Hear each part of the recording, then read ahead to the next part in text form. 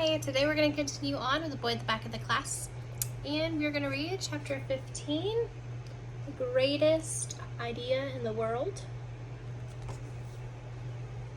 That Thursday night, while Mom was at work, instead of doing my homework, I took my Tintin pencil case and my exercise book and went and sat by the window in the kitchen. I wanted to come up with a plan just like Tom and Josie and Michael had done, and I thought that if I sat there, maybe my brain would come up with something exciting all on its own.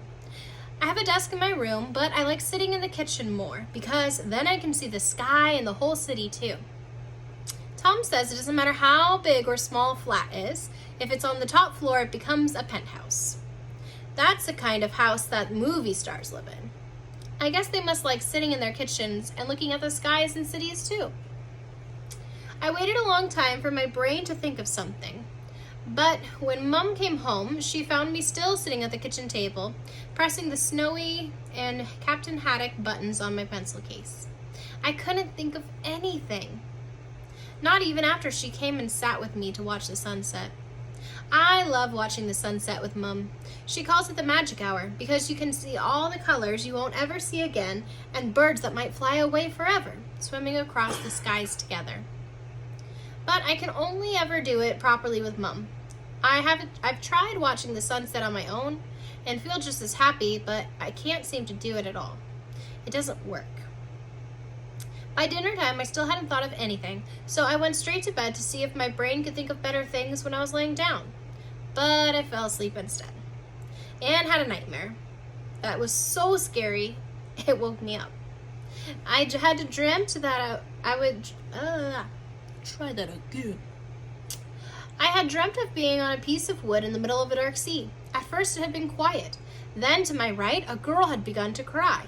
She was about to be swallowed by a giant whale, and suddenly on my left, my dad was shouting for help from a sinking boat. And no matter how hard I tried or how much I wanted to, I couldn't help the girl or stop my dad from disappearing into the water.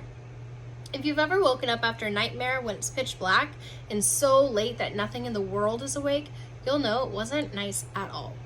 When I woke up, I couldn't hear anything or see anything, so for a moment, I wasn't sure if I was awake or still in my nightmare. But then I heard one of the mice squeaking in the kitchen and I knew I was awake.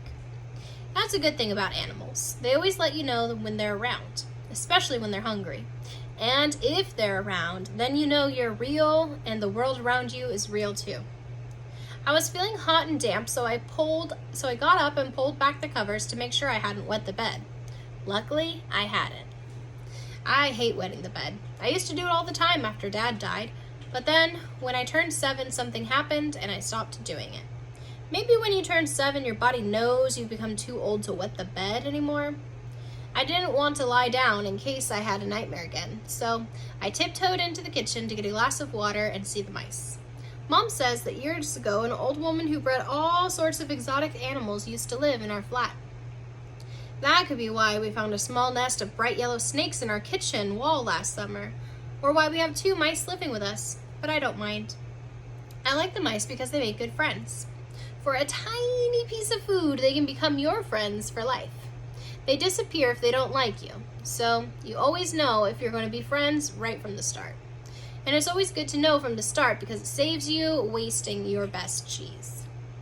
After I got a drink of water, I went back to my room, but I was still too scared to go back to sleep, so I sat on the floor and got one of my favorite Tintin comics out from underneath my bed. It was the one about a rich old opera singer who comes to stay with Captain Haddock, even though he really doesn't want her to, and whose green diamond gets stolen.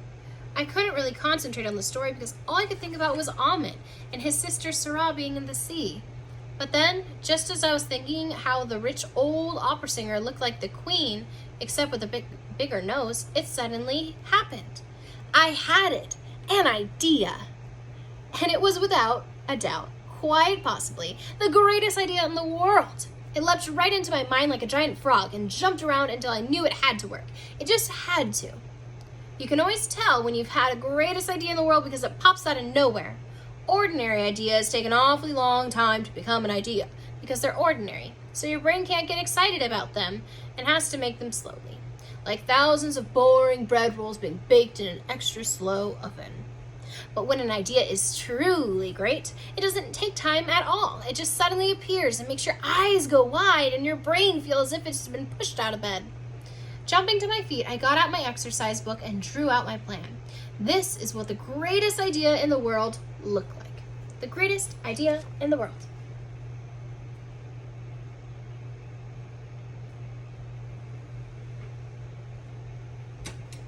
So here we can see a letter. Your Majesty goes to the Royal Mail, goes to the Queen, the special policeman, who then will find Amit's mom and dad in the driving back in a police car through the UK gates. And ta-da! Greatest surprise. Let's see how it works out. When I had finished, I stared at it and went over it again and again in my head. I knew right away that it would work, but only if Tom and Josie and Michael helped and kept it all a secret. I got back into bed and lay there, wishing for the morning to come, because as soon as it did, I was going to put the greatest idea in the world into action and help Amit find his family. I knew it was going to be the most exciting thing any of us had ever done. And that there was the chance it might get us into trouble too. What I didn't know was just how dangerous an adventure it was going to be and how quite much trouble it was going to get us in. And that's chapter 5.